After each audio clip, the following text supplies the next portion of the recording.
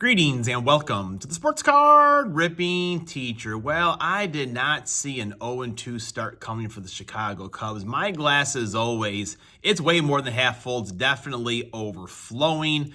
So it was definitely disappointing to see so many people just left on base. They had some opportunities early in the game when the Dodgers pitcher, I think he walked two guys, maybe even walked the bases loaded possibility.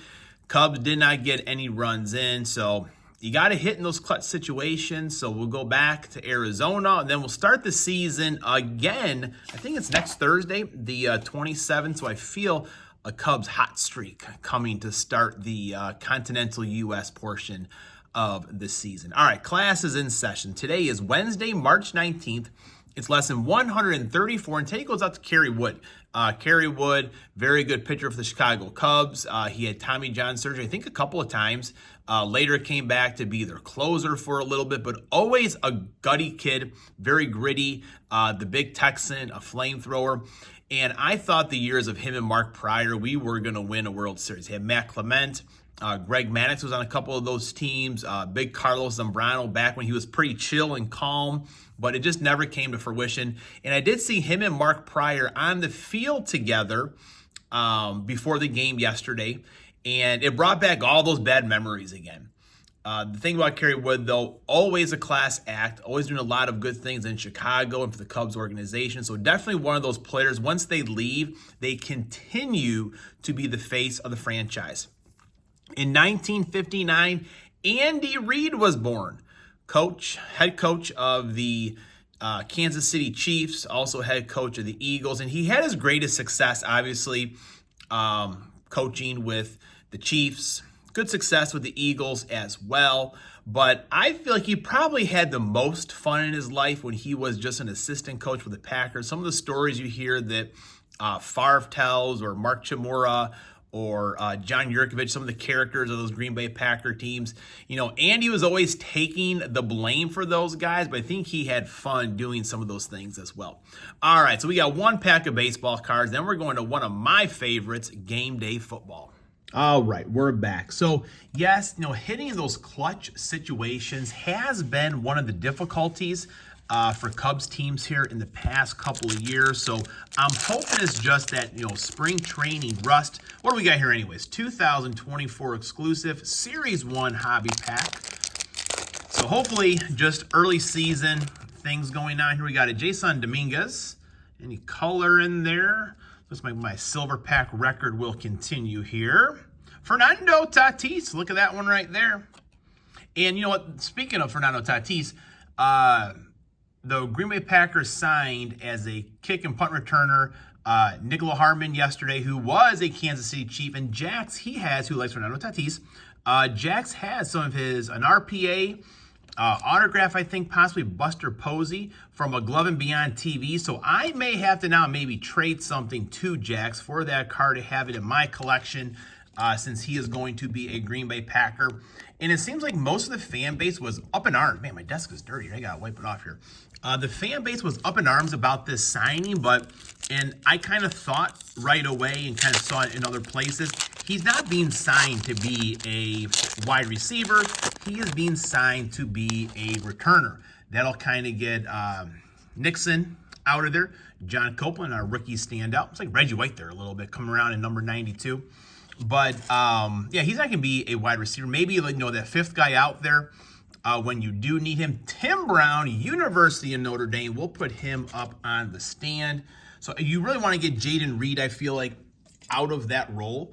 I feel like your Randall Cobbs, who else? Jordy Nelson, Robert Brooks. Once they got away from doing kick duties as well, you really saw their careers blossom. So hopefully that is true for Reed. Terry Allen. And I'll have to go through still. Ooh, these kicking photos, I mean, they probably don't do them anymore because these were just great. Seen the whole action right there. And I'm yet to have a duplicate.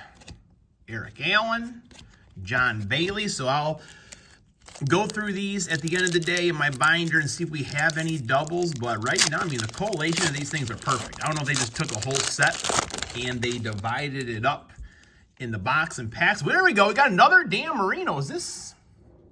Man, BC, it's going to be your lucky day here. So I kind of think that's a double. I believe we do have the game breaker of Dan Marino already. So, man, what do you think? Just talking about doubles, and you get doubles of a good one. So hopefully I get another Brett Favre. Brian Noble. Rip that ball loose. Everyone keep him up and rip that ball out of there. That's what you got to do. Bubba McDowell. Bubba's always a good nickname.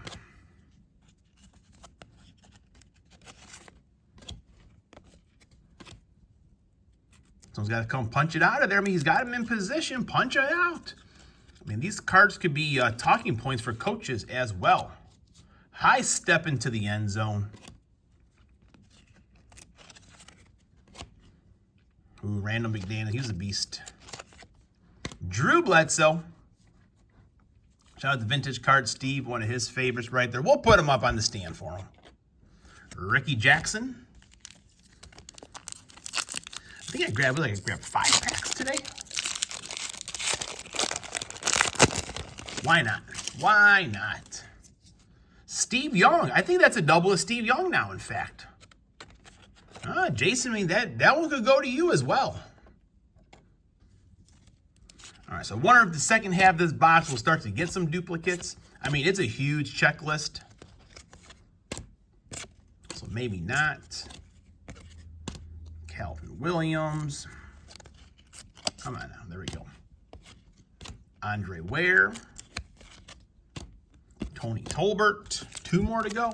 So who does everyone have winning the NCAA? It will be starting off tomorrow. I am in a auction with Rocket Woodridge and a few other guys.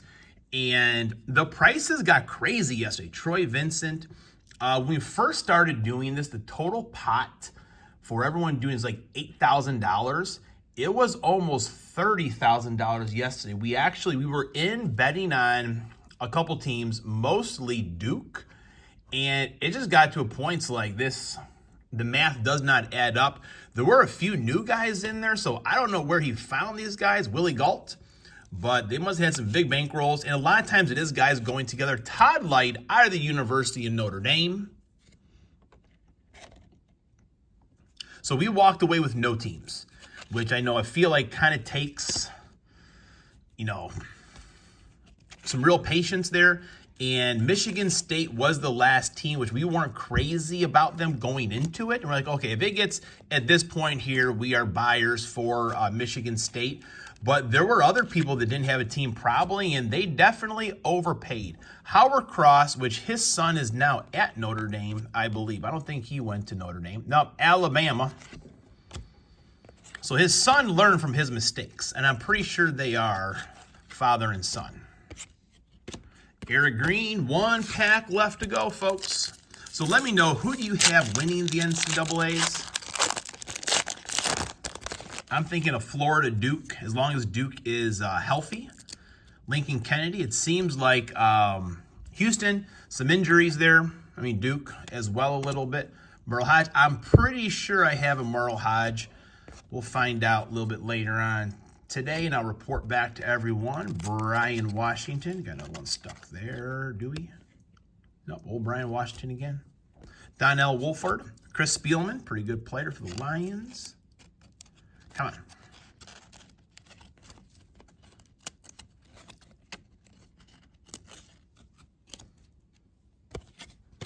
I should have left that Cowboys stuck behind that card. I wouldn't do that to the Lions. Got Andy Heck. He went to the University of Notre Dame. Bam, right there. Guy McIntyre out of Georgia. Derek Walker. So there we go, folks.